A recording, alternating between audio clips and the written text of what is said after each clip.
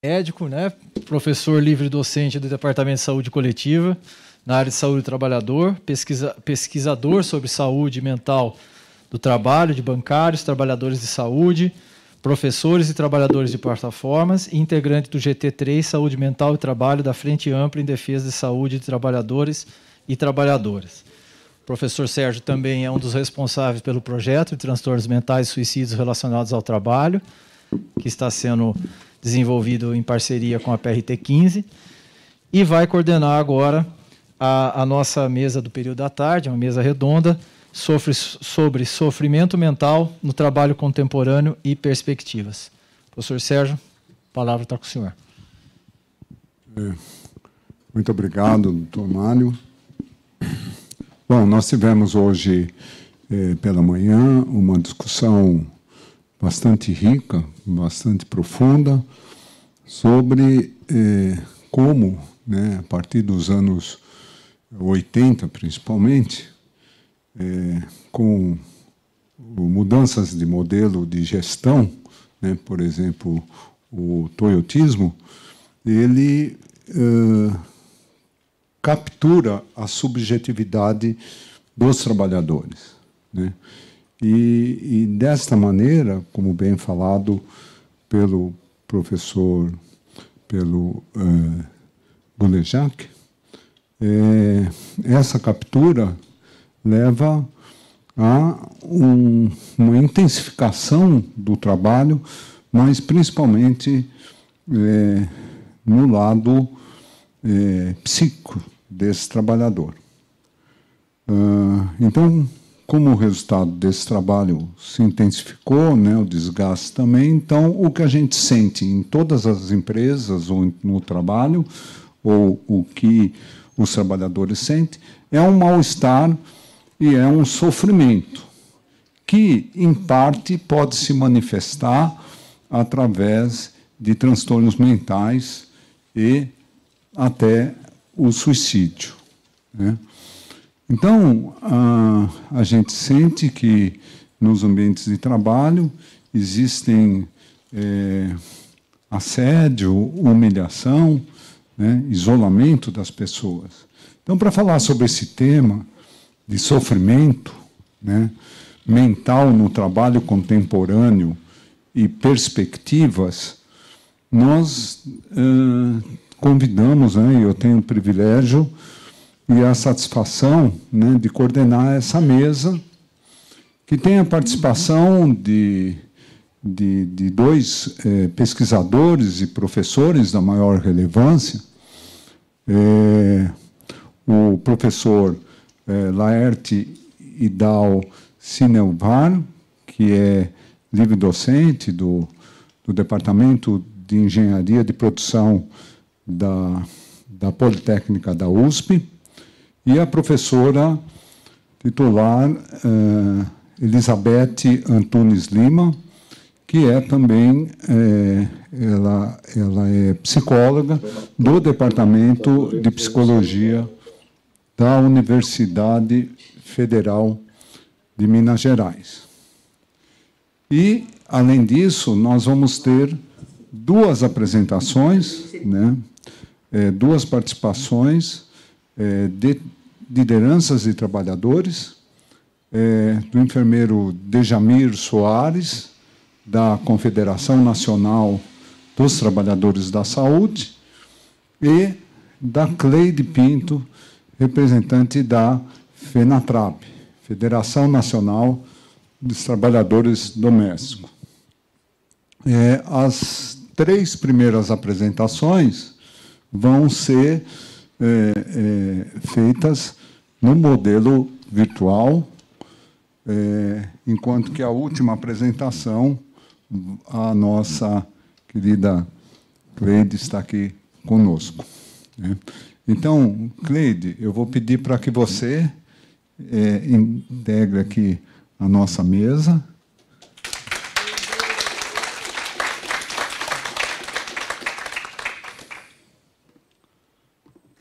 Muito bem.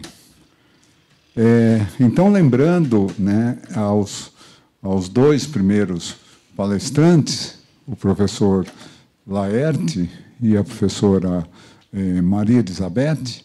Cada um terá 25 minutos para falar, e, a seguir, o enfermeiro Djamir e a Cleide vão ter 15 minutos. Eu gostaria de lembrar vocês, só para fazer até um pouco uma propaganda, que todo esse evento está sendo gravado, tanto o evento da manhã como o evento da tarde. E dessas gravações, nós vamos solicitar também um pequeno material para os palestrantes, se puderem mandar para a gente, porque o que nós vamos fazer no final desse seminário? Nós pretendemos editar um livro onde todos os palestrantes são autores, né? Então, vocês vão ser brindados com parte desse conteúdo que está sendo debatido ou vai ser debatido aqui. Tá bom? Então, eu vou começar agora a apresentar um primeiro palestrante, que é o professor Laerte. Eu não estou vendo aqui, não está aparecendo a imagem. Pronto. Professor Laerte, ele é graduado em Medicina pela Unicamp, ele fez doutorado em Ergonomia pelo Conservatório de Artes lá de Paris, com o professor Christophe Dejour. Ele fez pós-graduando de Psicodinâmica do Trabalho, também em Paris. Ele é livre-docente em Engenharia de Produção da Escola Politécnica da Universidade de São Paulo. Ele é clínico e especialista em Psicodinâmica do Trabalho, psicanalista, ergonomista e, atualmente, é professor aposentado do Departamento de Engenharia de Produção da Poli da USP. Membro fundador do Instituto Trabalhar, membro do Instituto de Psicodinâmica do Trabalho de Paris e membro filiado do Instituto Brasileiro de Psicanálise em São Paulo. Professor Laerte, muito obrigado. Infelizmente, eu não tenho a oportunidade de te dar um abraço, mas te mando um abraço aqui. E, por favor, esteja à vontade. A palavra é sua. Obrigado, Sérgio. Uma alegria estar aqui, apesar que não estou aí, né? Então, fico muito, muito honrado com o convite de vocês, da Márcia, de todo mundo que está organizando esse evento espetacular, né? Está aqui do lado da minha amiga também, da Maria Elizabeth Antunes Lima. É uma alegria assim, a gente poder conversar um pouquinho, né? Eu nem sei a lista de todo mundo que eu deveria agradecer, mas eu já deixo agradecido todo mundo, tá? E assim, vou colocar algumas questões, né? A única coisa que eu queria falar, assim, Sérgio, eu fiz o doutorado com Alain Wisner, que foi o meu primeiro professor lá na França, né? Então, depois que eu fiz o pós-doc com o professor Dejour também. Eu vou falar um pouco hoje, espero que eu consiga ficar no meu tempo, tal, para a gente poder, inclusive, discutir um pouquinho o final, mas eu vou falar um pouquinho numa perspectiva que é da psicodinâmica do trabalho e vou me colocar numa situação de dizer assim, o que seria se assim não fosse, né? De que modo as coisas poderiam ser diferentes, né? Então, primeira coisa, assim, vamos começar aqui. O trabalho para a psicodinâmica, e não só, né? Eu acho que, inclusive, tem outras abordagens das clínicas do trabalho que são super importantes, mas ela considera o trabalho como central na vida dos sujeitos, né? Para o Dejour é como se fosse uma segunda chance, né? Além do amor e da própria centralidade do sexual, que são importantes para a psicanálise, né? A ideia, né, é que assim, de que modo a gente pode constituir em nossa vida uma trajetória que seja consoante com o que a gente chama mesmo dos desejos. No sentido mesmo que o Freud utilizava, né? No sentido de que é algo almejado, né? Essa ideia de almejar, de algo que está distante, que é idealizado de uma certa maneira. Né? Então, assim, é importante que essa ideia do ser humano, ela está, para a psicodinâmica, ela é inspirada na psicanálise, né? Ela diz respeito a isso, a questões que, como eu disse antes, tem a ver com desejo, tem a ver com a incompletude do ser, tem a ver com as nossas contradições, as nossas ambivalências, e é um ser que está sempre em busca de algo, né? E esse algo, né, essa busca, esse querer, vamos dizer assim, de alguma maneira ele é balizado por algo que faça sentido, né? Assim, numa perspectiva, num projeto de vida, né? E algo que tem a ver com todos os nossos processos de identificação e muito mais o reforço identitário. Então, assim, vale uma coisa que é importante, que a ideia do desejo, ela não para enquanto a vida há desejo. E eu acho que aí tem uma coisa que é fundamental na questão do trabalho, que o trabalho seria considerado como um meio, talvez um dos principais, se não o principal, nas nossas sociedades, para que a gente consiga trilhar um caminho alvissareiro nesse sentido. Né? Então, assim, eu estou tratando de uma perspectiva, né, que ela não é hegemônica e também ela não é totalizante. É uma ideia do que seria o humano, né? E algo, por exemplo, assim como na época do professor Wisner e de outros tantos colegas de ergonomia, né, que continuam fazendo todos esses trabalhos, inclusive da clínica da atividade, da ergologia, de tantas outras ciências que cuidam do trabalho, né, tem uma coisa que é importante, que uma das batalhas fundamentais do Wisner dizia respeito à questão da inteligência. Né? Dizia que o ser humano ele é inteligente e tem possibilidade de se desenvolver. Porque a inteligência é uma questão universal do humano, evidentemente que há diferenças, discrepâncias ligadas a uma série de questões, tanto que podem ser hereditárias, quanto principalmente do meio onde se vive. E da mesma maneira eu vou usar algo que vem da antropologia psicanalítica, que o desejo também é universal.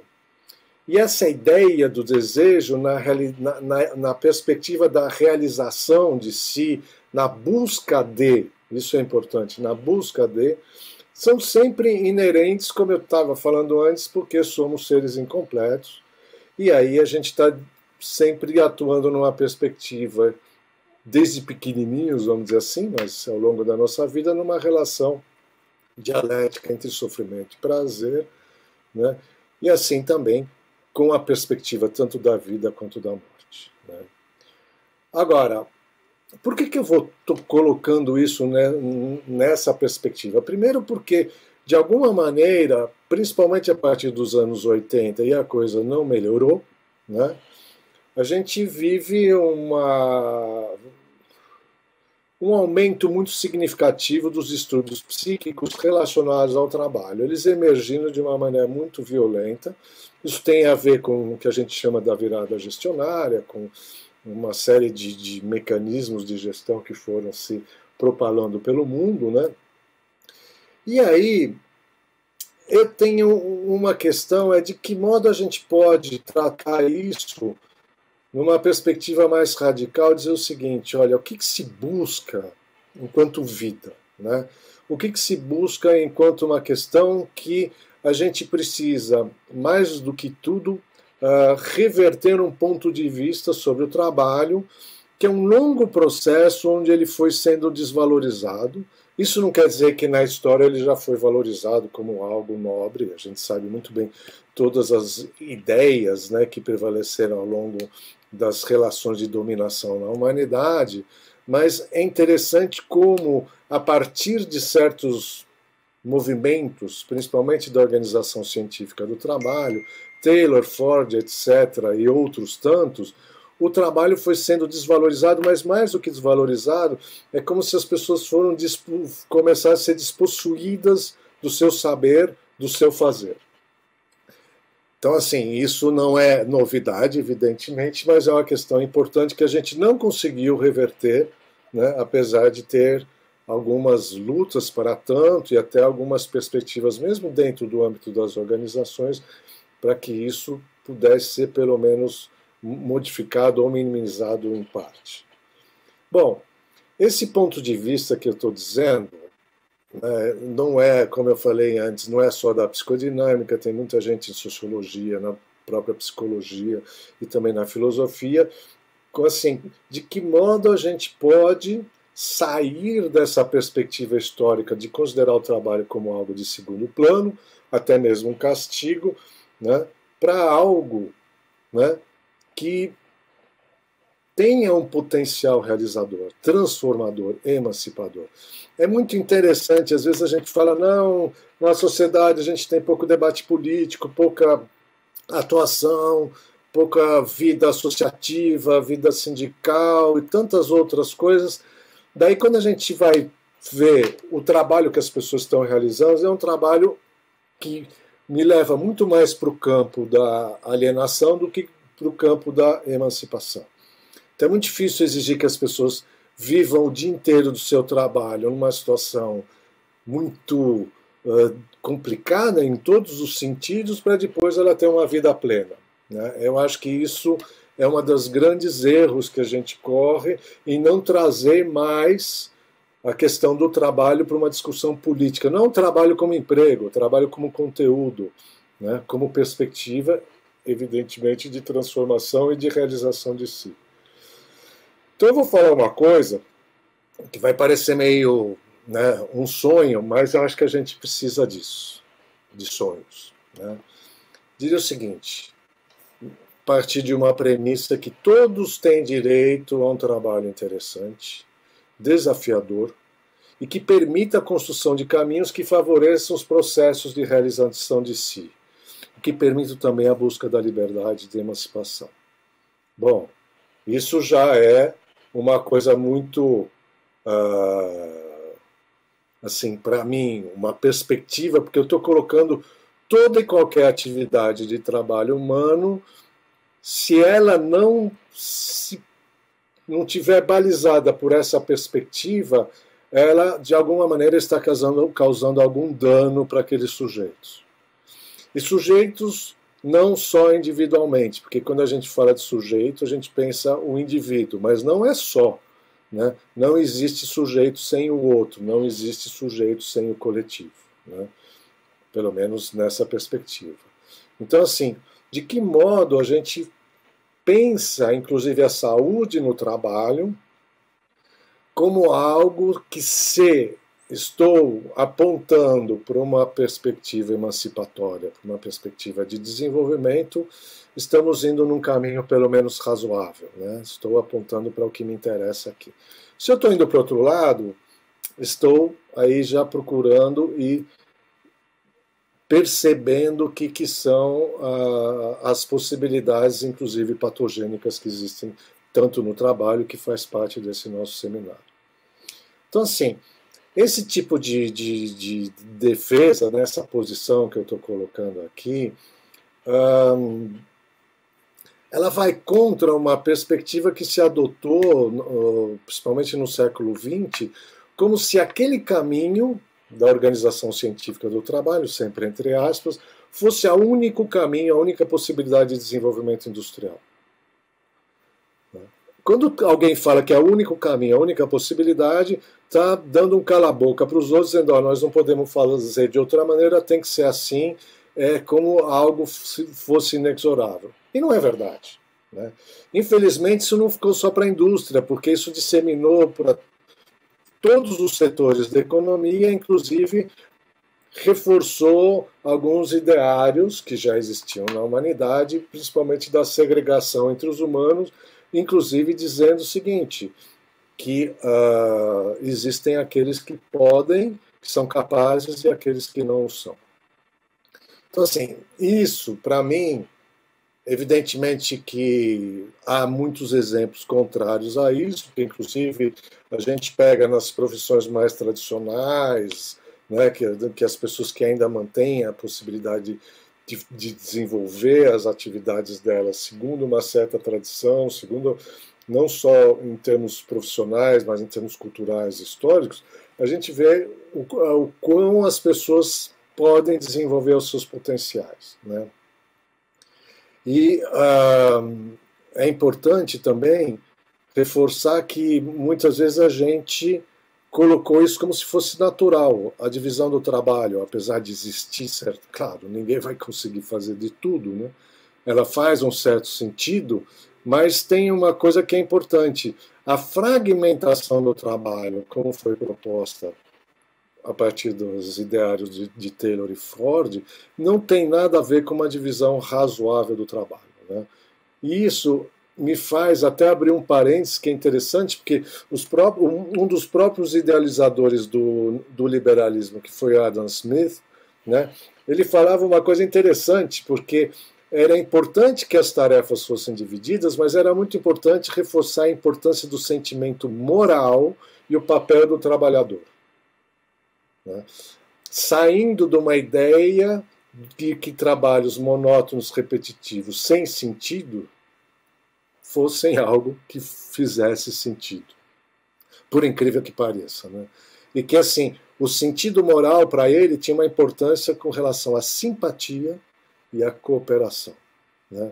Bom, então, assim, quando a gente pensa, né, a gente está falando do trabalho, a gente está falando algo que, né, são décadas e cada vez mais tempo a gente tem trabalhado na nossa sociedade, né, e que, no final, a gente dizer que o trabalho é neutro com relação à saúde, aqui todo mundo sabe muito bem, isso é uma mentira histórica, né? O trabalho me permite ou desenvolvimento ou me leva para um quadro mais patogênico, né, um cenário mais patogênico, que não é apenas um meio de subsistência, né? E quando a gente fala apenas em subsistência, a gente está tirando tudo o que é possível em termos de desenvolvimento, não só daquele trabalhador, daquele coletivo de trabalhadores, daquela instituição, mas também da cultura e da sociedade de um modo mais amplo, né? Então, assim, esse disparate, né, de achar que o trabalho é como se fosse uma ocupação, uma coisa de passageira, na realidade não se comprova empiricamente e não dá nem para defender isso filosoficamente, né? De que modo a gente então coloca, né, a ideia, incorporar a ideia de profissão, não ocupação, e mesmo não emprego, porque muitas vezes, como eu já falei, a gente está numa disputa, numa briga por emprego, e isso é uma das maneiras de dominação mais atrozes que tem. Por quê? Porque, na realidade, lutar por um emprego não é uma luta pelo conteúdo do trabalho, não é uma luta por fazer um trabalho desafiador, decente, algo que me permita o desenvolvimento, como eu falei antes.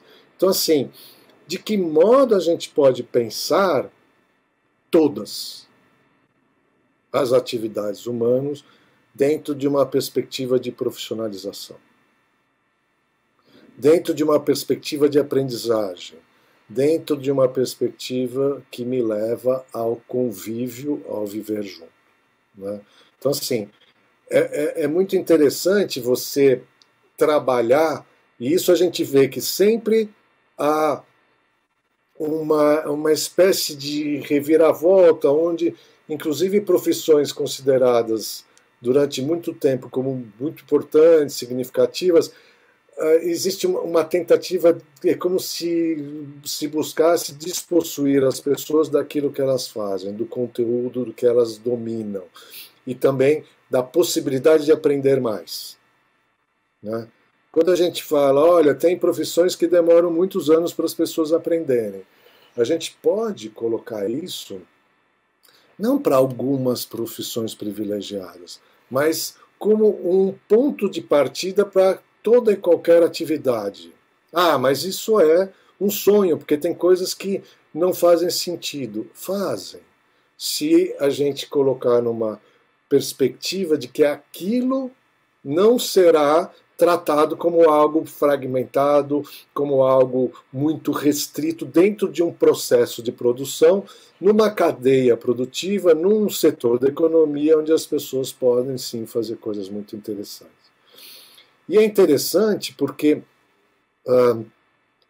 quando a gente percebe, quando você tem N trabalhos, né, que mostram o quão certos cenários patogênicos levam as pessoas a uma situação antes de cair, né, num distúrbio ou mesmo numa patologia, o como elas começam a ficar mais cínicas, mais desengajadas, né, menos ligadas àquilo que elas estão fazendo, até porque aquilo que elas estão fazendo não faz sentido, né? Então, assim, de que modo a gente muda a chave, né? Isso não significa que nós vamos conseguir do dia para assim, de um dia para outro, mas a gente precisa pensar assim em profundas modificações nas modalidades de organização do trabalho, não só no nível de uma empresa X ou de uma instituição Y, porque o que eu falo serve para o privado e também para o público, infelizmente. Os serviços públicos muitas vezes começaram a copiar esse tipo de organização do trabalho, esse ideário todo que, no final, é algo que eu estou dizendo assim, vamos ser radicalmente contra, porque assim, pensar o conteúdo das tarefas como algo evolutivo, que ao longo da minha vida eu vou aprender mais, vou me tornar um melhor profissional, é completamente diferente daquilo que já nos anos 30 do século passado o Chaplin fez aquela alegoria magnífica no filme Os Tempos Modernos, né? Então, assim, como é que nós podemos pensar em mudanças, né, na perspectiva de todos nós, porque todos nós, de uma certa maneira, compramos essas ideias, infelizmente, mas de que modo a gente pensa sempre enriquecendo o universo dos possíveis. E, ao meu ver, tem a ver com essa ideia de valorizar as profissões. E mesmo as profissões que ainda não existem. Lembrando que toda e qualquer profissão ela se insere num determinado setor da economia, ou às vezes até transversal a vários. E às vezes não são nem definidas. Mas quando eu não luto para que as profissões tenham sentido, né, eu perco a possibilidade, inclusive, de dizer, olha, as profissões que já existem, algumas muito tradicionais, como eu já falei, e outras que vão cada vez mais sendo constituídas, criadas, né, nem sempre tão diferentes daquilo que já existia, elas também se inserem numa perspectiva parecida. E aí vale para qualquer atividade humana, ao meu ver, né?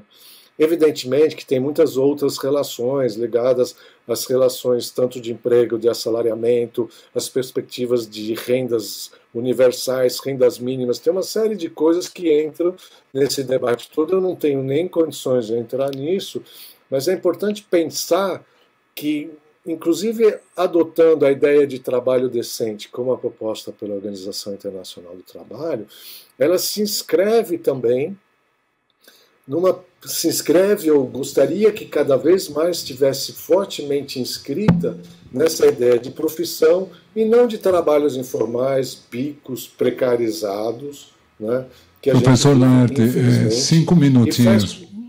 Oi. 5 minutinhos para concluir. Obrigado. Tá, valeu.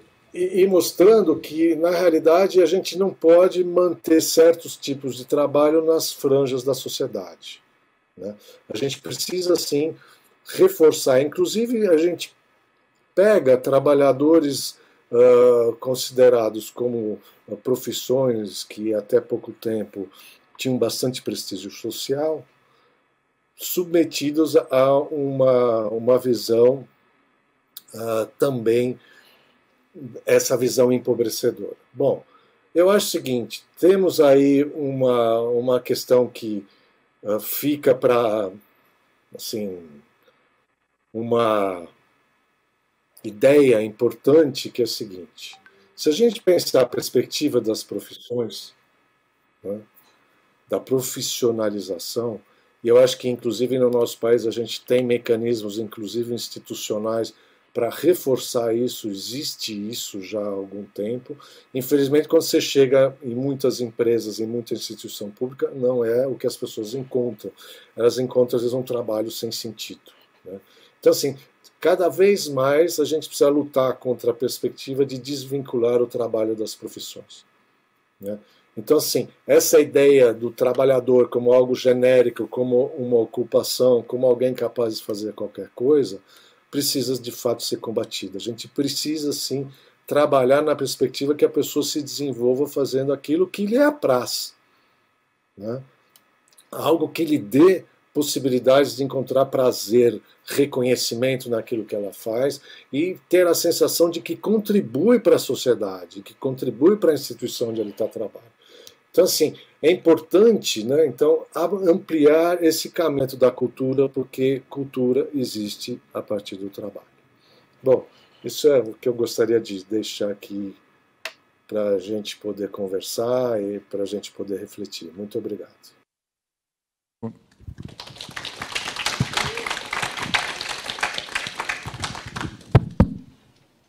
Bom, muito obrigado, professor Laerte, pela sua brilhante exposição.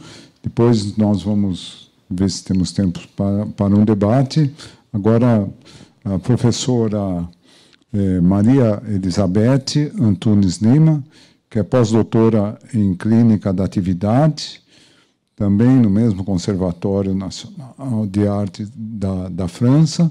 Foi professora e pesquisadora do Departamento de Psicologia da Universidade Federal de Minas Gerais entre 78 e 2015, e professora pesquisadora do Programa de Pós-Graduação em Administração do Centro Universitário Novos Horizontes entre 2016 e 2019. Tem vários livros publicados, e entre seus livros principais se destacam Os Equívocos da Excelência, As Novas Formas de Sedução da Empresa e Ler Dimensões Ergonômicas e Psicossociais, Álcool e Trabalho, revisitando conceitos à luz das novas descobertas. Professora, seja bem-vinda, muito obrigado, e esteja à vontade, pode começar. Bom, eu agradeço, antes de tudo, o convite, né? E parabenizo os organizadores do evento. Eu sei que não é fácil organizar eventos nesse momento, né, ainda complicado, né, da pandemia. E então eu quero agradecer pelo convite, pela confiança, né, e pela oportunidade. E um prazer estar aqui, inclusive reencontrando o Laerte, né, que eu tinha visto a última vez em 2019. Bom, foi solicitado que eu falasse sobre o sofrimento mental no trabalho contemporâneo e o desgaste mental. Para falar desse desgaste mental no trabalho contemporâneo, eu vou ter que voltar um pouco lá atrás, e eu espero que vocês entendam o motivo. Na verdade, não é um pouco, é bastante. Eu vou voltar nas origens dessa disciplina chamada psicopatologia do trabalho, porque é muito interessante quando a gente volta lá nessas origens e descobre que os fundadores dessa disciplina já falavam de um possível desgaste mental provocado por certas formas de trabalho. Um deles, que inclusive nomeou a disciplina Psicopatologia do Trabalho, chamado Paul Sivadon, ele, no início dos anos 1950, lá na França, ele já levantava uma questão fundamental. Ele perguntava: sob certas condições, o trabalho é suscetível de provocar distúrbios mentais ou de favorecer sua eclosão? E ele mesmo respondia essa pergunta dizendo: provavelmente sim. Por quê? Ele observava que a distribuição das neuroses não era casual, porque elas eram mais frequentes no meio urbano do que no meio rural, mais presentes no meio industrial do que no meio artesanal e comercial. Então, com base nisso, ele respondia positivamente a essa pergunta. Sim, o trabalho, sob certas circunstâncias, pode estar na origem de transtornos mentais. Outra coisa que ele dizia já naquela época é que uma situação de trabalho nova, com um ritmo pouco habitual, em um meio social estranho, por exemplo, implicando novas normas de comportamento, poderia causar um tipo diferente de fadiga. E ele observou que essa fadiga, ela era bem diferente da fadiga muscular com a qual todos já estavam habituados, né? E era um cansaço mental, né? Geralmente se manifestava através de sintomas como distúrbios de sono, cefaleias, redução do rendimento, e às vezes emergia um quadro muito semelhante a uma neurose, envolvendo angústia, insônia, distúrbios graves como confusão, agitação, depressão, né?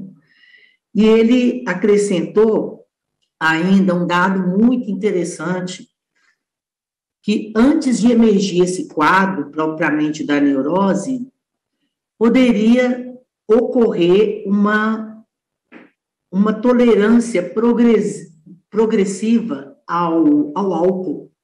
Então, ele já levantou naquela época uma possível relação entre o uso, né, de substâncias psicoativas, principalmente o álcool, né?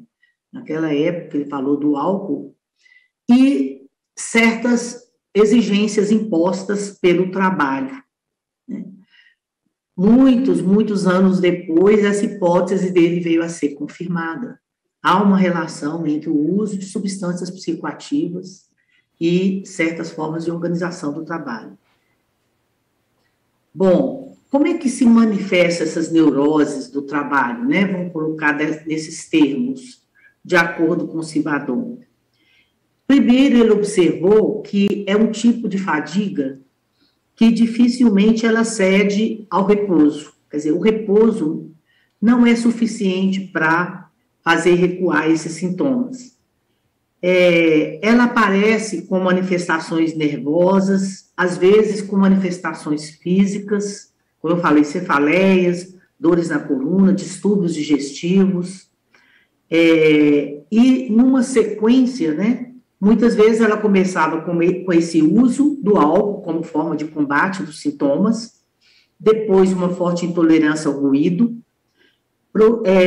na sequência uma redução dos contatos sociais, acompanhada de muita irritabilidade, e finalmente a queda no rendimento, que muitas vezes era precedida por um esforço de supercompensação.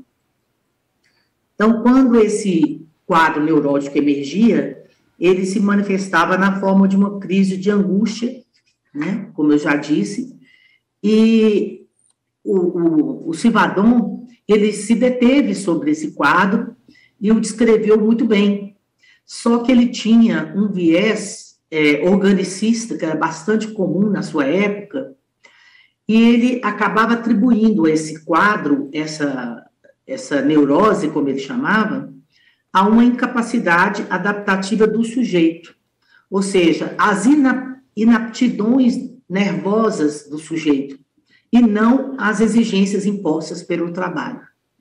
E é aí que surge um teórico extremamente importante para o tema que eu estou tratando aqui hoje, que é também psiquiatra contemporâneo do Civadon, é o Louis Le Guin.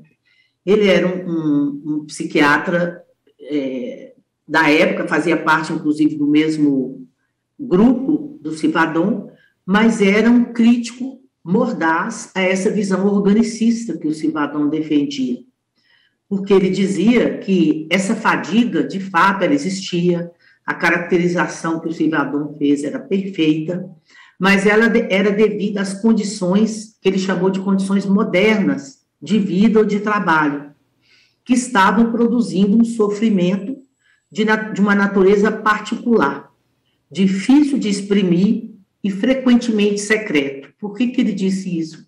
Porque é um tipo de sofrimento, um tipo de fadiga, que a própria pessoa tem dificuldade de identificar a origem, tá?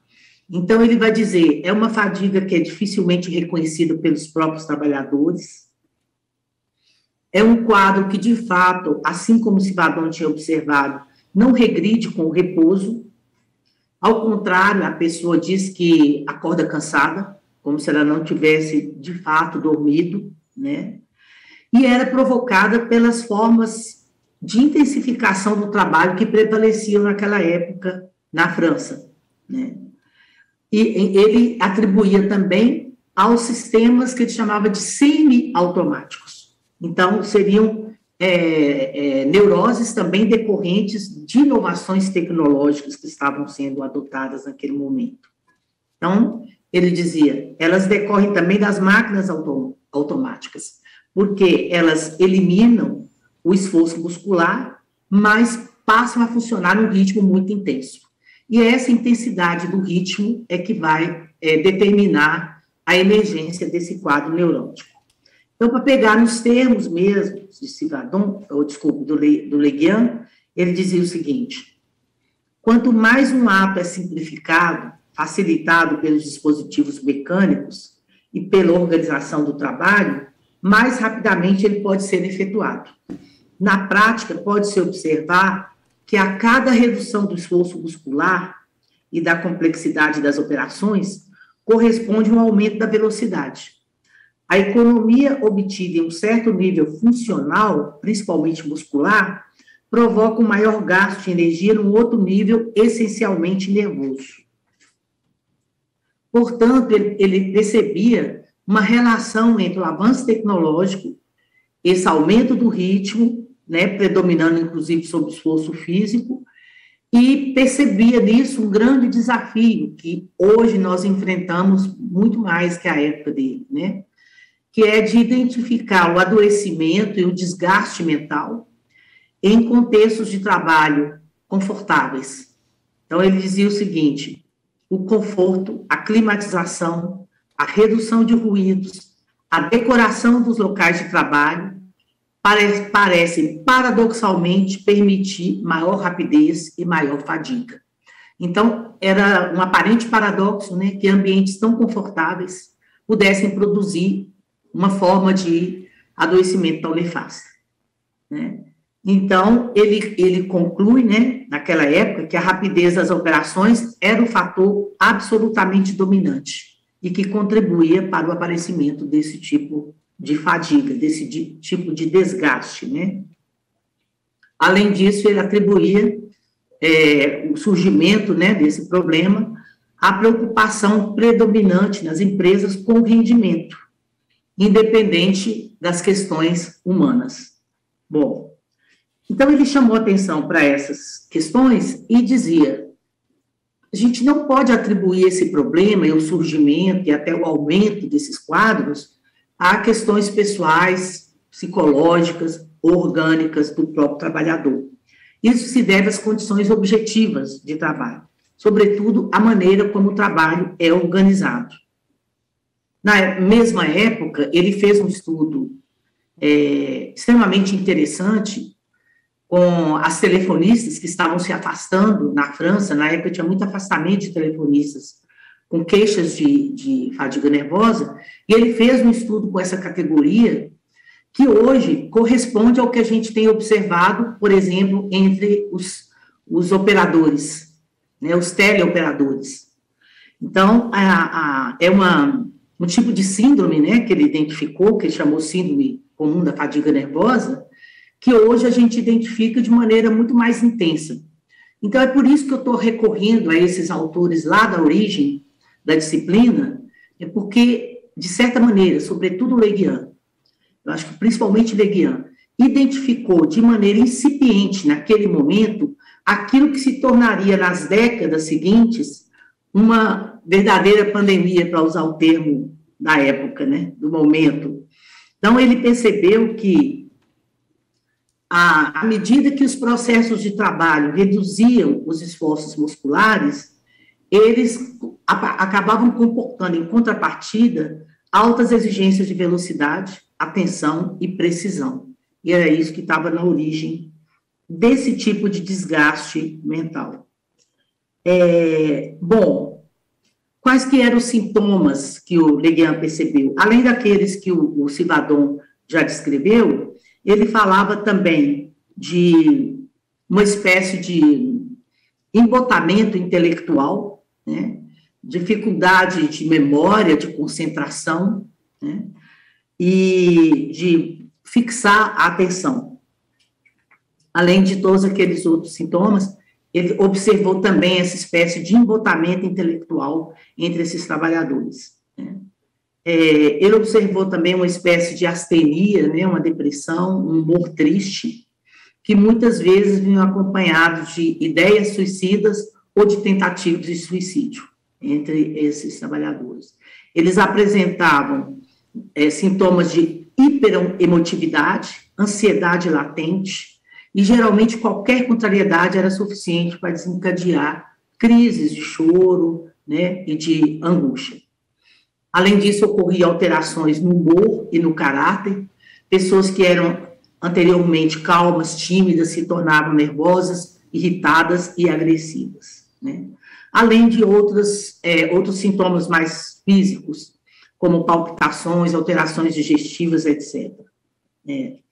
Bom, geralmente eles traduziam, né, o que eles sentiam como uma impressão subjetiva de estar sendo pressionado, sobrecarregado na execução das suas tarefas, que, no entanto, eram tarefas relativamente fáceis de serem realizadas. Geralmente, eles diziam que não era exigido muito em termos de esforço, mas eles se sentiam acabados, destruídos depois de uma jornada de trabalho, embora não fosse exigido tanto esforço físico. Eles diziam também que eles sentiam que eles estavam trabalhando como robôs, estavam trabalhando de forma pouco interessante, né? Uma atividade que não exigia nenhuma participação pessoal e nenhuma iniciativa, né? Então, por que eu estou dando ênfase a esses estudos tão antigos? Porque eles são extremamente atuais. E, ao mesmo tempo, isso leva a uma interrogação, né? Se a gente entende que as doenças, inclusive as doenças mentais, elas são social e historicamente determinadas, como pode um quadro que foi identificado lá nos anos 50 na França acontecer aqui agora, por exemplo, no Brasil, numa cultura tão diferente, num contexto social, histórico e econômico tão diferente? A explicação que eu encontrei para isso é que, embora a parte técnica tenha modificado muito, né, em relação ao que havia naquela época, a organização do trabalho não mudou muito.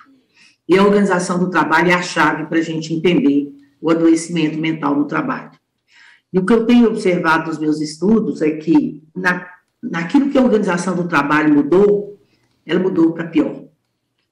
A intensificação do trabalho é maior, o ritmo imposto aos trabalhadores é muito maior, né? E então não é possível perceber qualquer transformação significativa no sentido positivo da palavra na organização do trabalho. Ela se tornou mais patogênica ainda. E o que é pior, ela se apropria das melhorias técnicas para se tornar ainda mais patogênica, mais perversa, tá? Então, uma prova de que esse quadro é um quadro atual é que aqui no Brasil, por exemplo, só em 2001 é que foi reconhecido, né, no manual, naquele manual que possivelmente muitos conhecem, né, o Manual de Doenças Relacionadas ao Trabalho, no capítulo 10 desse manual, que trata dos transtornos mentais relacionados ao trabalho, fala-se dessa fadiga com essa descrição que eu acabei de fazer aqui. Então, é uma das comprovações da atualidade, né, desse quadro que foi descrito há tantos anos, né. Então, no meu entendimento, o que Le Guin percebeu naquela época foram os efeitos iniciais de um processo ainda incipiente em sua época, mas que iriam se acentuar progressivamente no decorrer da segunda metade do século XX, em função das mudanças importantes ocorridas na economia mundial e que repercutiram de forma decisiva nos contextos de trabalho. Ou seja, antes desse período dramático que estamos vivendo, da pandemia, já estávamos observando isso, percebendo uma verdadeira epidemia de quadros de fadiga nervosa nos contextos de trabalho, e causados pelos mesmos aspectos identificados por Levian naquela época, né? E, inclusive, na época, ele chegou a uma conclusão que coincide muito com os resultados das nossas pesquisas. Ele dizia, o nervosismo das operadoras, né, é uma doença necessária ao cumprimento das suas tarefas profissionais. São as mais nervosas que apresentam maior rendimento. Então, ao analisar os processos atuais de trabalho, nós nos deparamos com quadros muito semelhantes e causados pelos mesmos fatores. Tá. Bom, a conclusão que a gente chegou é que essa organização do trabalho, dominada pela busca do rendimento, conforme o Levian falou na época dele, não desapareceu, pelo contrário, ela se disseminou mais ainda, né? E as melhorias das condições de trabalho do ponto de vista técnico, elas são completamente insuficientes para barrar isso. Muito pelo contrário, elas são apropriadas pela organização patogênica de trabalho, tornando o contexto de trabalho ainda mais perverso, né? Professora Elizabeth, para ir concluindo, por favor. Tá. Bom, o tempo está acabando, mas eu queria falar rapidamente sobre o contexto pós da pandemia e o contexto pós-pandemia, que a gente está vivendo, quase pós-pandemia, em que aparece também um recrudescimento desse quadro, numa forma um pouco diferente, mas na forma de desgaste mental, provocado pela disseminação do sistema de home office, né, em que as pessoas reclamam muito do excesso de trabalho, do aumento da jornada de trabalho, da impossibilidade de separar a vida pessoal, né, da vida profissional, e muitos têm se queixado de uma fadiga associada a esses elementos novos que foram incluídos, né, no contexto de trabalho no sistema de home office, por exemplo, né, que é devido ao uso intensivo da tecnologia digital. Tem, inclusive, um sociólogo americano que denominou essa nova fadiga, né, esse novo tipo de desgaste mental, de fadiga do Zoom, que, coincidentemente, é a plataforma que estamos usando aqui nesse evento, né. Então, é uma fadiga provocada por essa intensificação do uso da tecnologia digital. Tem elementos interessantes que diferenciam essa fadiga das outras formas de fadiga que a gente estudou antes da pandemia, mas que eu não tenho como entrar neles agora, porque o meu tempo acabou, né, mas estou disposta a trocar com vocês, caso haja um tempo para o debate, né, e que esse contexto, né, dessa nova forma de fadiga que aparece em decorrência dos acontecimentos da pandemia e da modificação das formas de trabalhar durante a pandemia, né, que eles associam com uma espécie de definhamento, que não é nem um quadro de depressão, né, propriamente dito, e nem um quadro de bem-estar. Ele fica no meio entre o bem-estar e a depressão, e é uma forma, né, de mal-estar que as pessoas traduzem como dificuldade de concentração, dificuldade de memória, né, um sentimento de uma emoção dominante, né, que é de abatimento, de falta de motivação, de falta de energia, né, e que alguns autores estão denominando definhamento, essa nova forma de desgaste mental, né, que vem também com aquilo que o Levian identificou lá atrás e que parece estar bastante predominante agora, que é a incapacidade de se concentrar, dificuldade de leitura, dificuldade de memória, né, e, a partir daí, o desenvolvimento de alguns transtornos, né, de ansiedade entre pessoas que apresentaram esse quadro, por exemplo, no início da pandemia. Então, basicamente, o que eu pude trazer é um tema muito amplo, muito vasto, né, a questão do desgaste mental. Vocês viram que ele começa, é um tema que começa lá na origem da disciplina, então foi o que eu pude trazer num tempo bastante curto, né, para vocês a respeito desse tema. Então, eu agradeço novamente pelo convite e me coloco à disposição para esclarecer alguma dúvida, né, nessa apresentação tão rápida.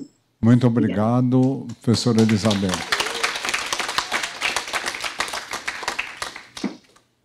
A rapidez foi para que não houvesse fadiga do Zoom, professora. Desculpa a brincadeira, mas é porque nós temos um tempo curto, mas a gente quer que tenha pelo menos uns 5, 10 minutinhos para responder perguntas de quem está nos ouvindo presencialmente e também virtualmente. Bom, agora nós temos a apresentação de Jamir Souza Soares, que é enfermeiro, fez enfermagem na Universidade Federal do Mato Grosso, pós-graduação em saúde pública, e é diretor do Sindicato dos Profissionais de Enfermagem do Mato Grosso, SINPEN, né, e diretor da Confederação Nacional dos Trabalhadores da Saúde, CNTS, e diretor da nova Central Sindical dos Trabalhadores, e conselheiro estadual de saúde do Mato Grosso. Jamir, para que você tenha menos fadiga do Zoom, nós vamos te dar só 15 minutos. Muito obrigado. Olá, boa tarde a todos. Cumprimento a mesa em nome da professora Maria, brilhante palestra, temática muito importante, mas eu vou fazer uma fala um pouco diferenciada dos que me antecederam, os dois professores, né? Eu venho mais na toada da vivência minha enquanto profissional de enfermagem dentro de instituições hospitalares públicas e privadas e como líder sindical dentro do estado do Mato Grosso, representando a enfermagem do Mato Grosso. O meu tema é suicídio relacionado ao trabalho. É um tema bastante comum nos dias de hoje, porque, via de regra, se ouve falar que um profissional suicidou-se, um profissional de enfermagem tentou contra a vida, um médico aplicou propofol e fentanil na veia durante o plantão e faleceu. E esses suicídios são recorrentes dentro do ambiente hospitalar, dentro do ambiente da saúde. Mas vamos fazer um pouco da retórica. O suicídio é classificado como uma violência auto-infligida.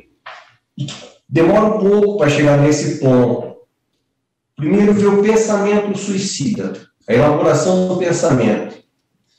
Ele começa a ter tanto problema que ele começa assim: eu preciso ceifar minha vida porque minha vida não dá certo, porque eu não sou uma pessoa, eu sou um peso na vida dos outros. E ele começa a pensar. No segundo momento, ele toma um pouquinho de coragem e ele planeja. Terceiro momento, ele faz a primeira tentativa. Ele faz uma automutilação, ele toma um medicamento, né, para chamar a atenção. E no quarto momento, ele faz a ação, que é quando ele culmina com uma ação mais drástica, indo para um pronto atendimento. E quando a ação dele, infelizmente, dá certo, sai no noticiário que cometeu suicídio. E, infelizmente, às vezes, os noticiários só dão cobertura muito grande a essa temática quando esse cidadão é de família importante, uma pessoa famosa, né? E aí vem toda aquela coisa da imprensa. Mas o que leva uma pessoa, um trabalhador, a cometer o suicídio? Basicamente, existem os fatores estressores. São os fatores que estressam. Você viu a professora Maria no relator, ela estava falando, eu estava lembrando, puxa, eu já tive esses sintomas, eu me reconheço nesse processo. Porque a nossa vivência enquanto profissional de enfermagem, ela é marcada por isso.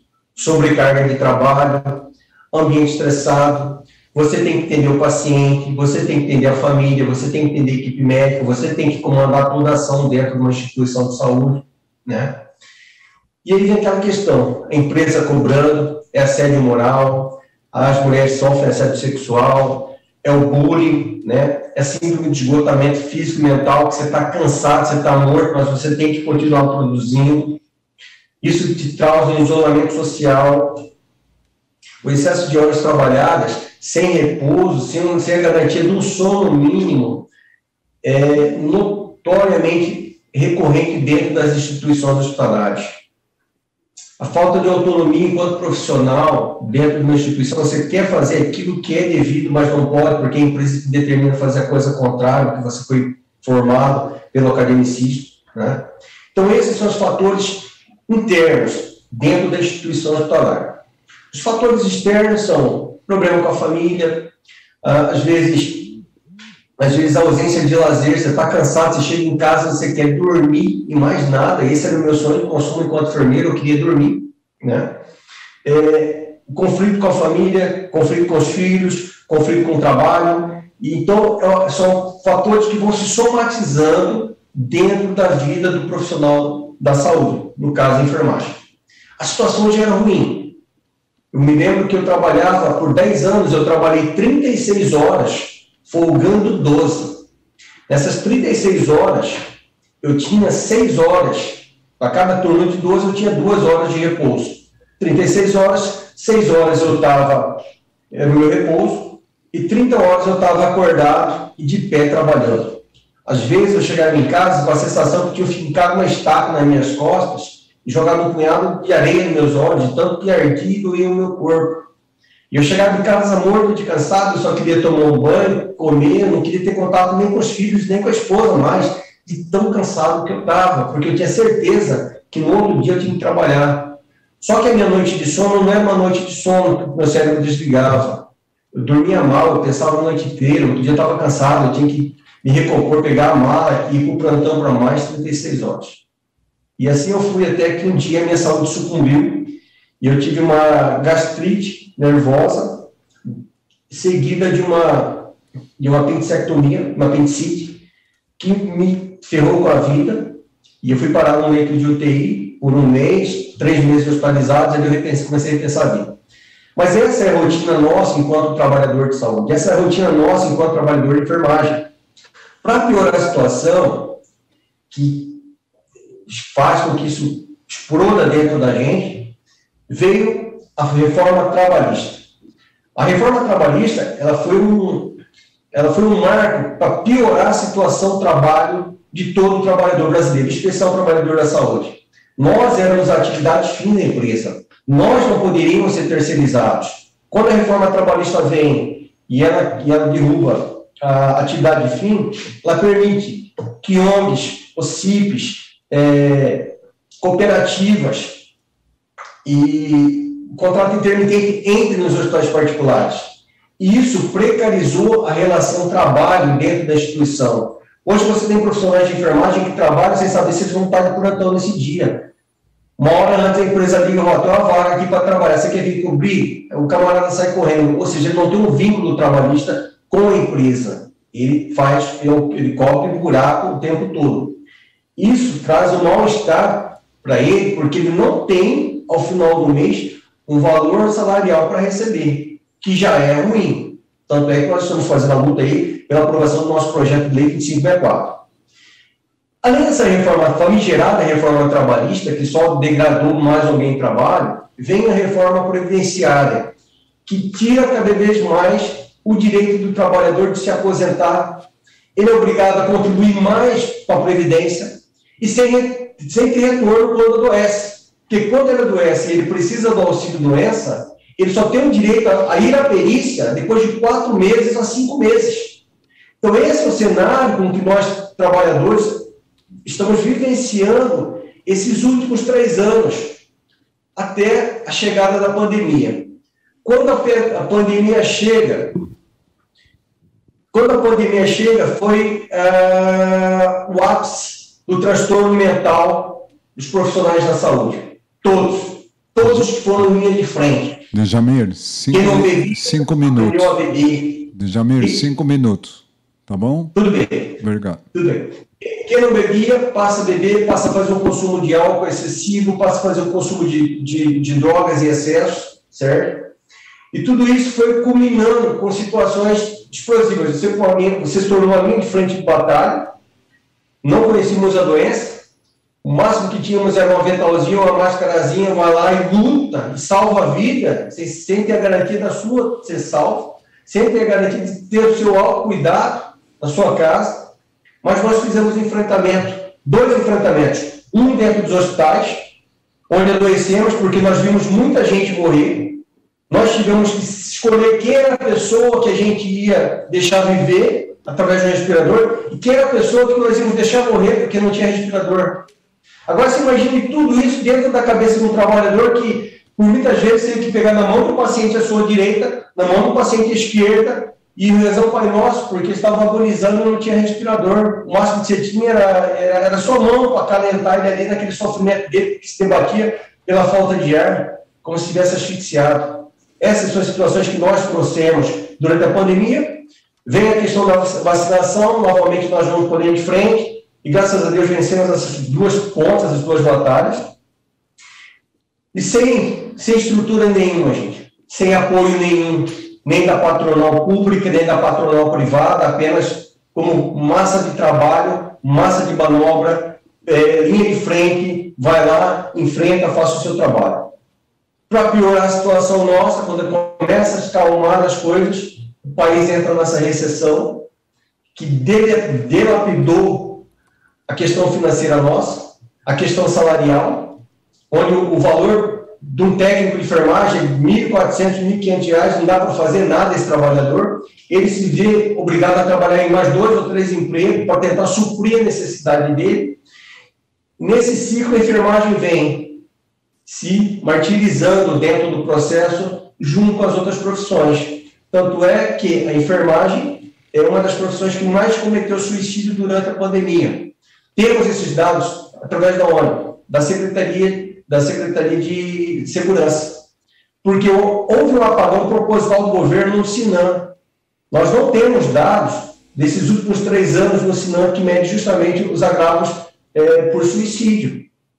O Celeste que deveria fazer esse trabalho, também não consegue fazer porque as políticas públicas, a gente viu que as políticas públicas nesses últimos 3 anos foram exauridas, foram esquecidas propositalmente. Para quê? Para que venha a terceirização e a privatização do setor saúde.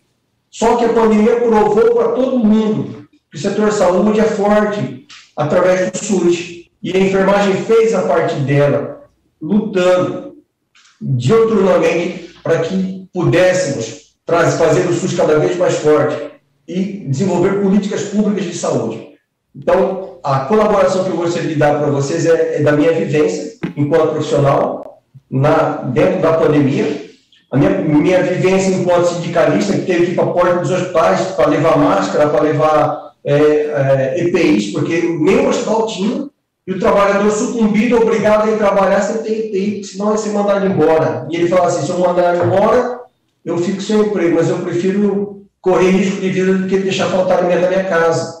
E tudo isso, você tem que mediar esse conflito entre patrão, empresa, Estado, município, e fazer esse enfrentamento de conjunto e fazer um plantão ainda, como eu vinha fazendo um plantão dentro dos hospitais. Mas essa os fatores estressores que fazem com que o profissional de enfermagem, que fazem com que o profissional médico acabam sucumbindo à sua vida através de automutilação, infelizmente, muitos cometendo suicídio devido à falta de políticas públicas voltadas para este trabalhador, tanto em instituições públicas quanto em instituições privadas. Muito obrigado. Boa tarde. Muito obrigado.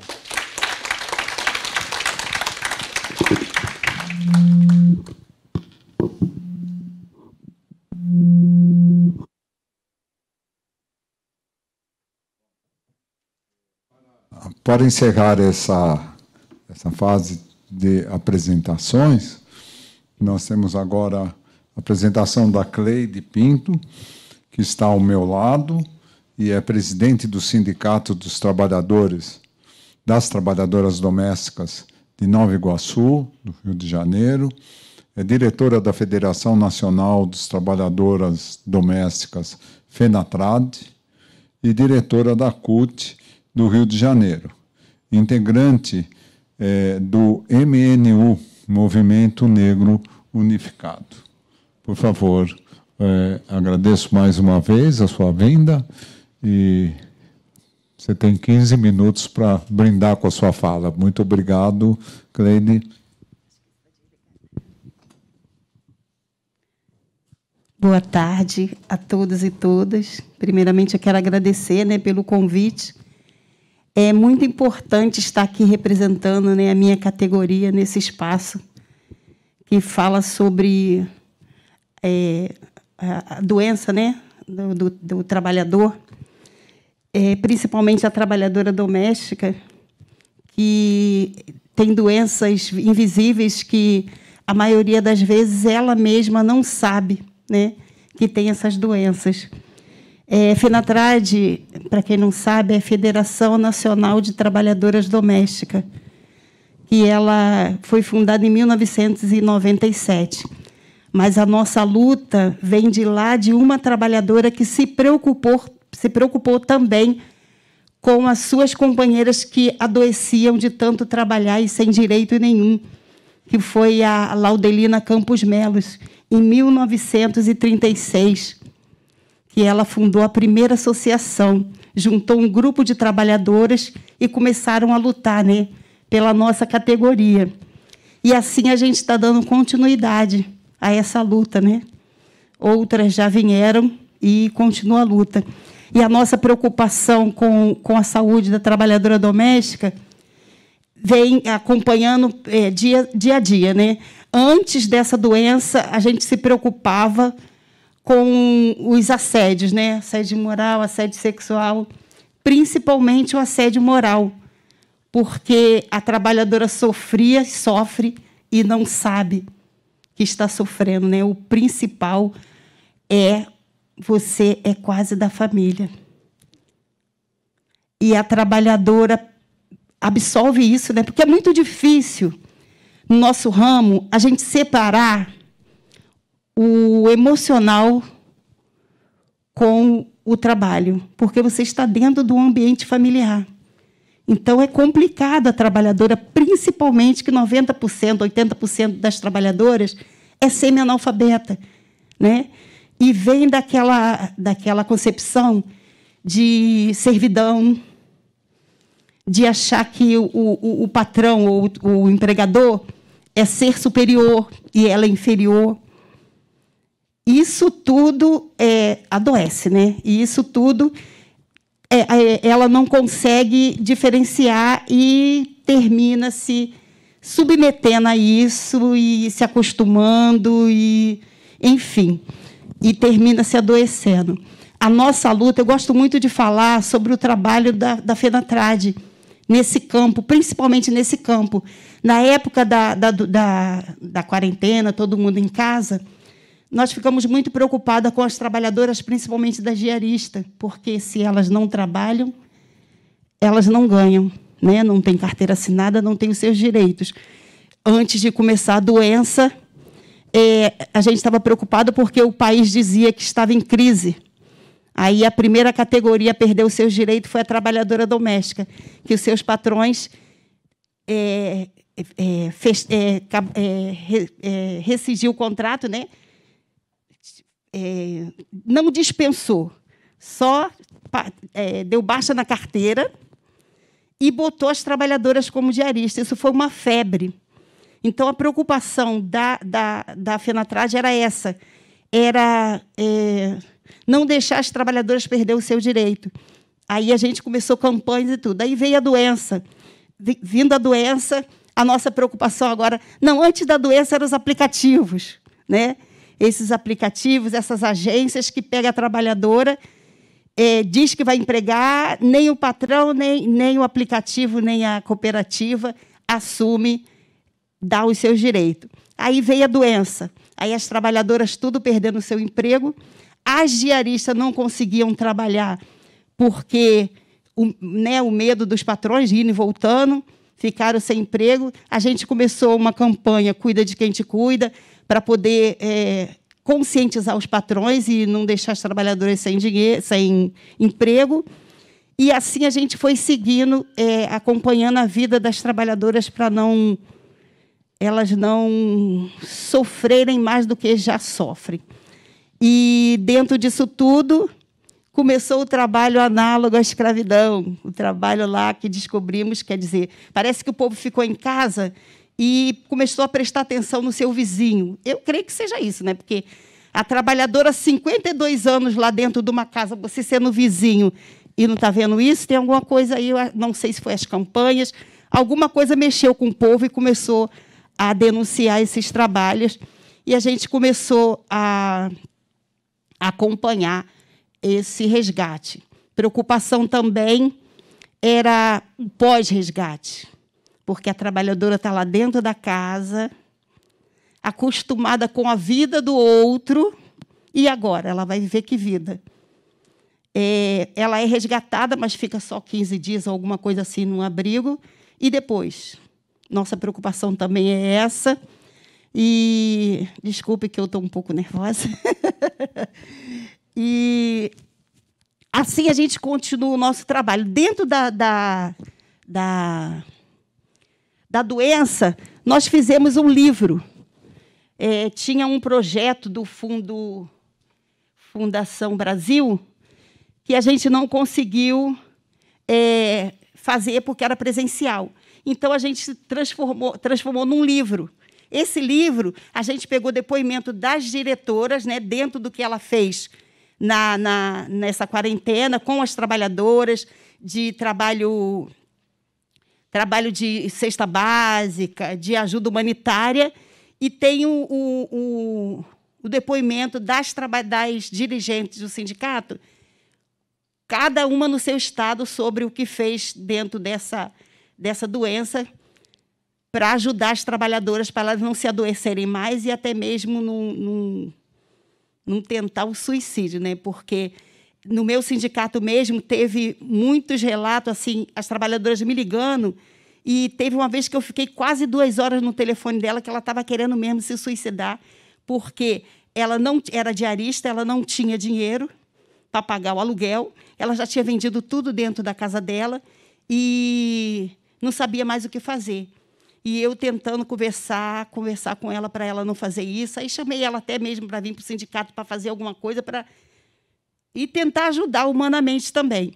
Então, a gente fez esse livro para deixar registrado, e até mesmo para as trabalhadoras, quando pegar esse livro online, está no site da FENATRAD, para as trabalhadoras ver, né, a luta do sindicato e se animar à luta também e não perder a esperança. Nós tivemos também 3 psicólogas negras que pegamos um projeto também com a FIT, Federação Internacional de Trabalhadoras Domésticas, revertemos também, porque era para fazer trabalho de base, como estava nesse tempo que não podia fazer trabalho presencial, a gente pegou esse recurso e pegou 3 psicólogas parceiras, né, mulheres negras, e fizemos rodas de conversa online. Mais ou menos alcançou umas 300 trabalhadoras que estavam nessa situação, nessa época de pandemia, e elas assistiam quase 2 horas de roda de conversa com a psicóloga.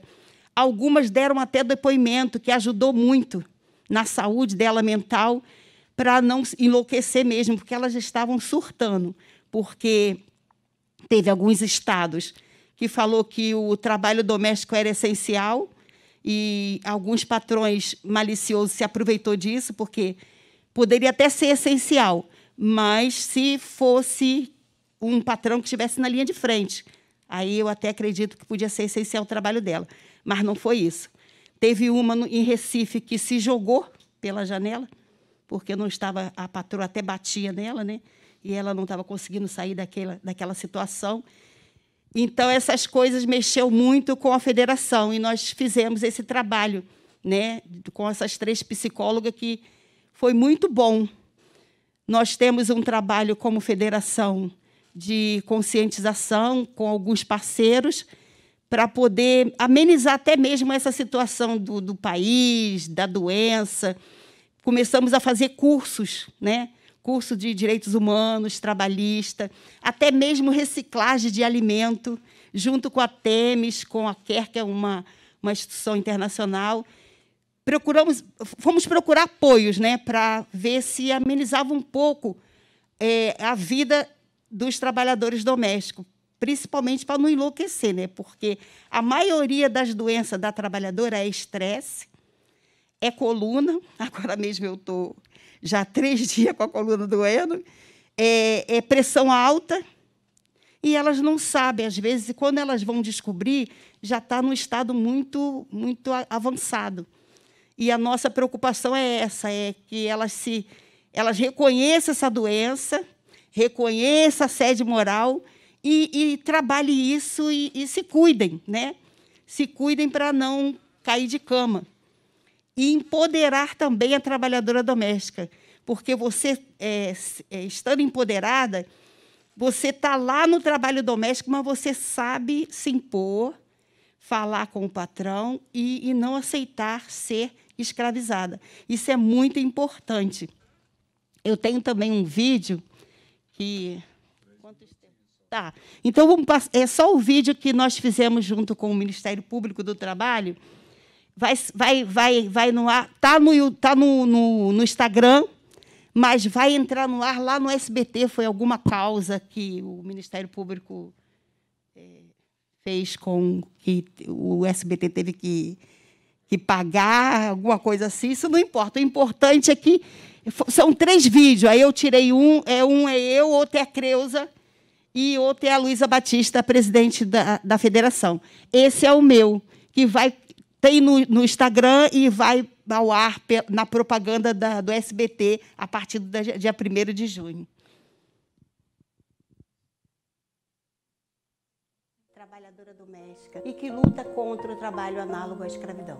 É uma realidade que afeta muitas trabalhadoras domésticas, assim como eu. Está espalhado por todo o Brasil. A maioria das vezes, a trabalhadora nem sente que está sendo escravizada.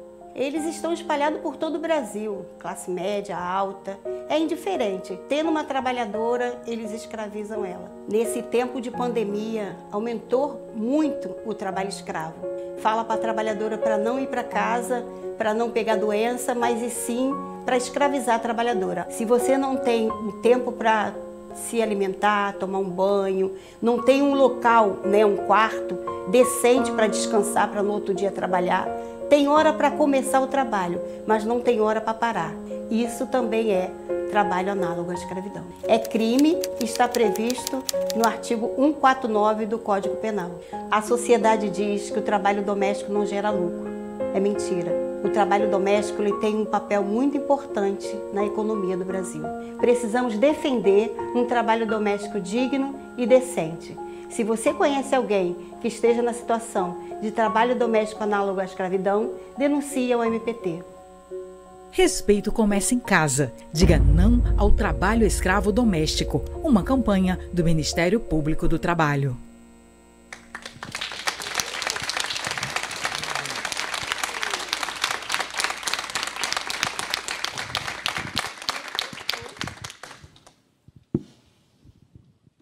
Cleide, não sabia que você era tão boa atriz também. Muito bom. Fechou com chave de ouro. Muito, muito boa a sua fala, muito boa a sua fala aqui e a sua fala no vídeo. Muito obrigado. Bom, nós temos ainda 5 minutinhos. Eu tenho aqui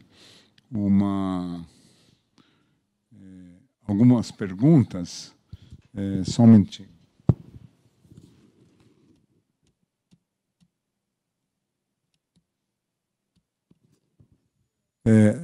Professor Laerte, uma pergunta da Evelyn Biasi. Como sensibilizar Professor Laerte? Eu estou aqui, mas estou sem vídeo. Ah, então tá bom. Vamos aguardar um pouco. Não, é que precisa alguém me liberar o vídeo, porque... Ah, ok. Pronto. Pronto? Ok. Tem que tirar o Professor Laerte. Eu já estou aqui. a nossa... a Evelyn Biasi, ela faz a pergunta de como sensibilizar as organizações quanto ao cuidado da saúde mental, usando a sua experiência da psicodinâmica. Tá. Bom, essa é uma pergunta enorme. Inclusive, se a gente pegar todas as 4 falas hoje, a gente vê, inclusive como a Maria Elizabeth disse, o espectro é enorme de questões, né?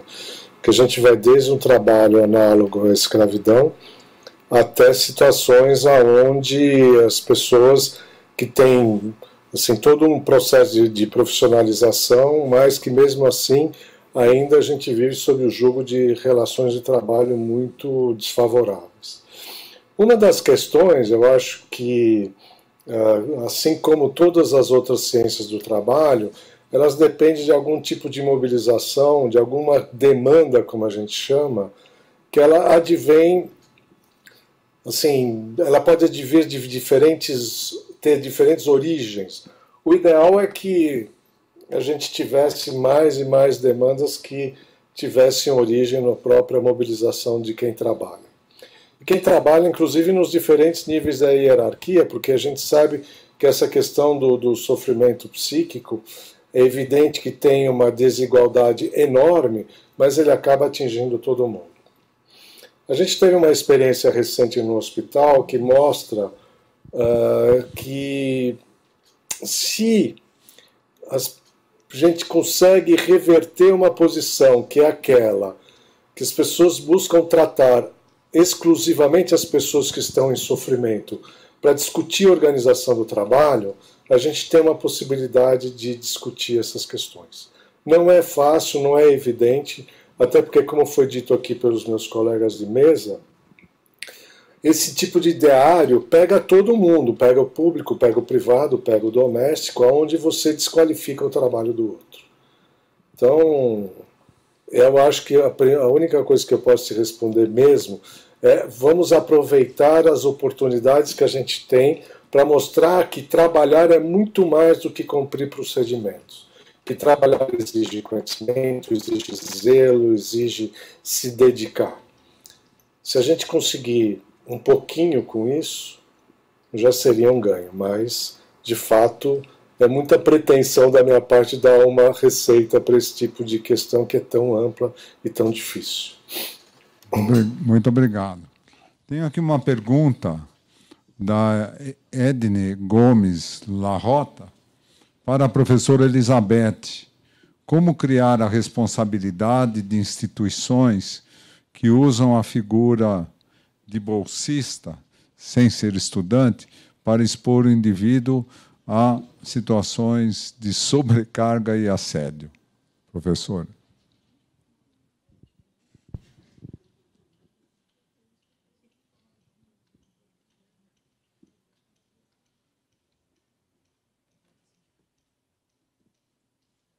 A senhora ouviu?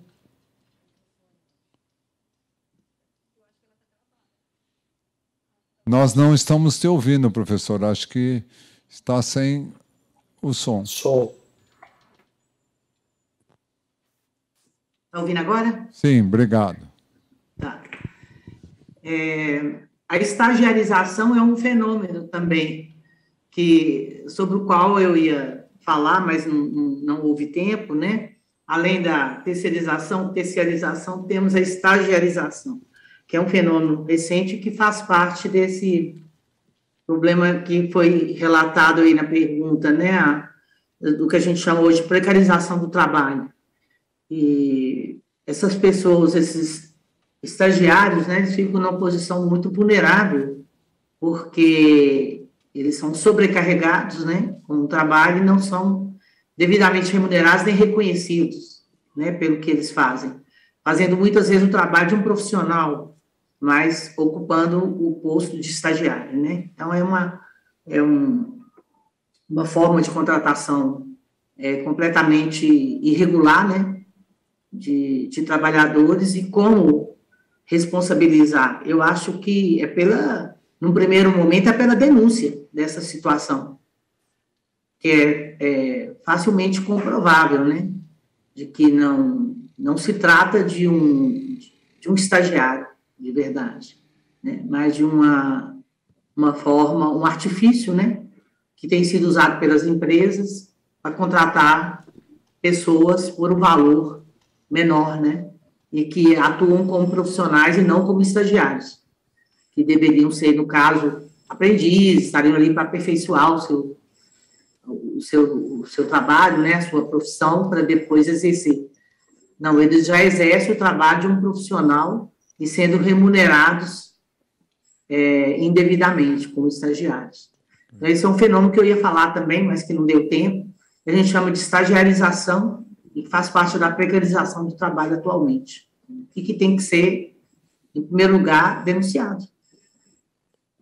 Muito obrigado. E claro que quando a gente faz intervenções nas empresas, se isso é identificado, essa questão é trabalhada também.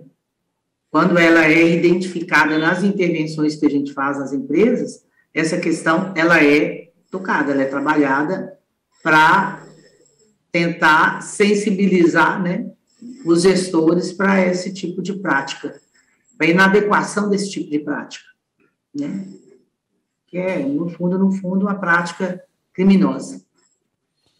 Ok, professora. Tem mais uma outra pergunta do Leandro Modo, que ele está pegando uma fala da senhora sobre a questão da fadiga nervosa das telefonistas, que elas mais nervosas produzem mais. E ele pergunta aqui como que se faz essa gestão, né, em relação a ser motor dessa produção.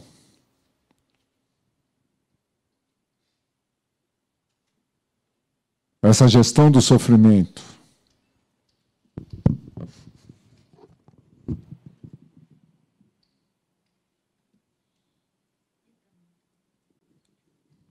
Nós não estamos ouvindo, professora. Está desligado, né? Bom, só para finalizar... Deixa eu explicar. Eu só escuto você quando eu coloco o fone. Pois não. Mas se eu coloco o fone, vocês não me escutam. Então, eu vou devendo colocar o fone para você repetir a pergunta e depois eu respondo sem ele, tá bom? Tá bom.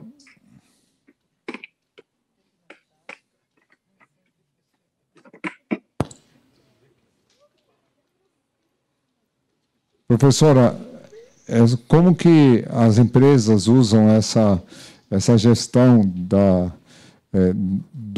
ansiedade, das pessoas estarem nervosas para produzirem mais, como motor de produção? Como que ela captura esse sofrimento e traz para a produtividade?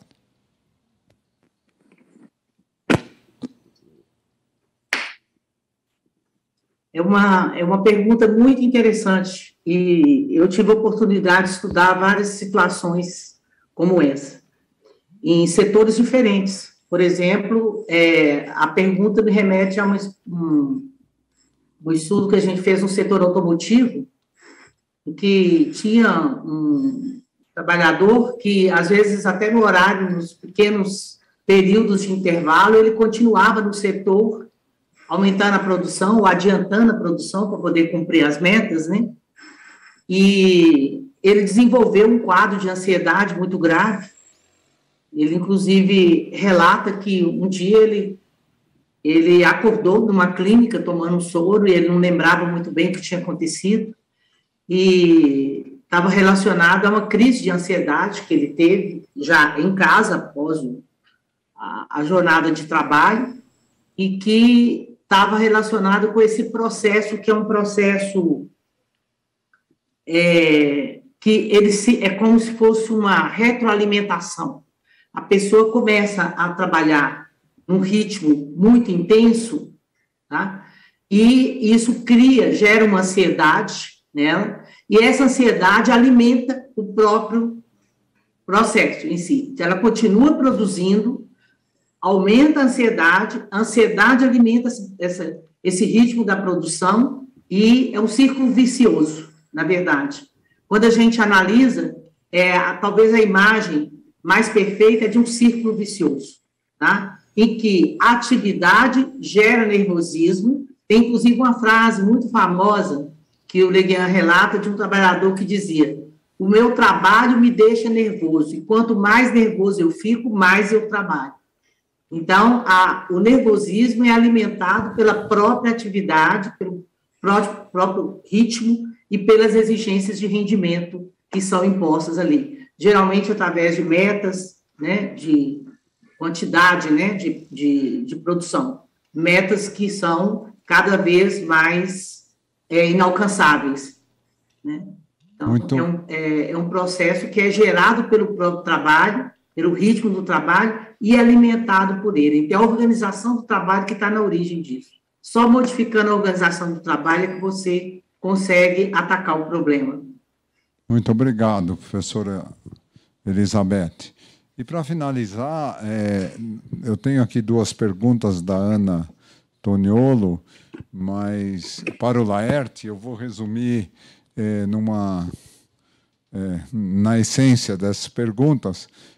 Professor Laerte, dá para fazer um salto clínico-político com a psicodinâmica do trabalho no nosso contexto?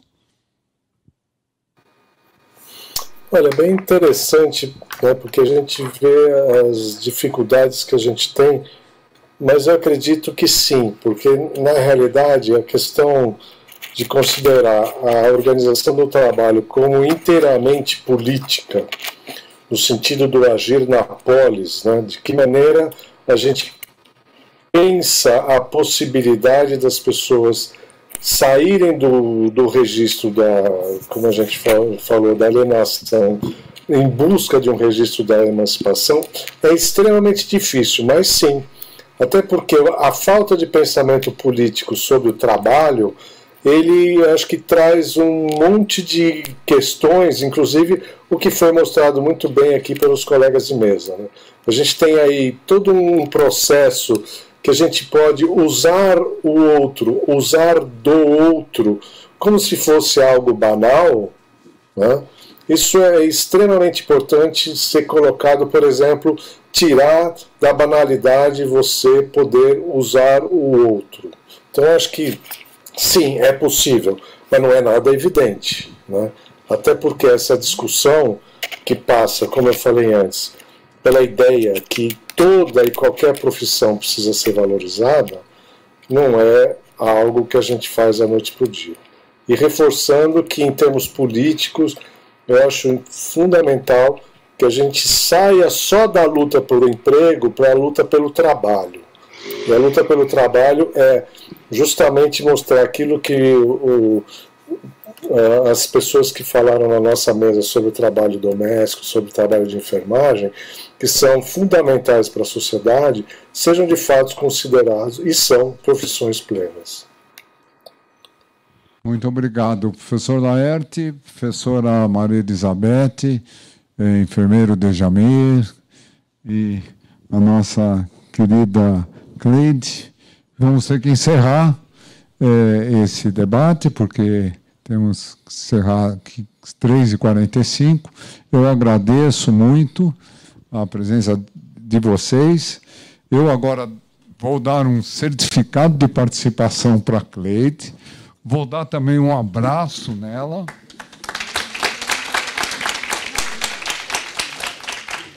E sintam-se abraçados e nós mandaremos o certificado para vocês. Tá bom? Muito obrigado. Obrigado a vocês. Obrigado. Um prazer.